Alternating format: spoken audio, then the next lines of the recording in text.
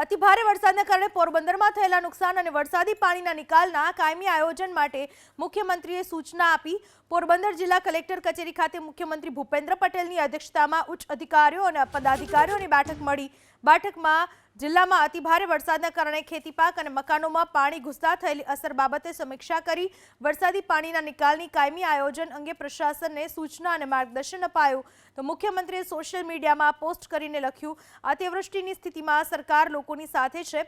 સરકારની જોગવાઈ મુજબ જરૂરી રાહતો અને જ્યાં જરૂર પડે ત્યાં વિશેષ મદદ કરવા સરકાર પ્રતિબદ્ધ છે। જિલ્લામાં અતિભારે વરસાદના કારણે ખેતીપાક અને મકાનોમાં પાણી ઘૂસતા થયેલી અસર બાબતે સમીક્ષા કરી વરસાદી પાણીના નિકાલની કાયમી આયોજન અંગે પ્રશાસનને સૂચના અને માર્ગદર્શન અપાયું। તો મુખ્યમંત્રીએ સોશિયલ મીડિયામાં પોસ્ટ કરીને લખ્યું, અતિવૃષ્ટિની સ્થિતિમાં સરકાર લોકોની સાથે છે। સરકારની જોગવાઈ મુજબ જરૂરી રાહતો અને જ્યાં જરૂર પડે ત્યાં વિશેષ મદદ કરવા સરકાર પ્રતિબદ્ધ છે।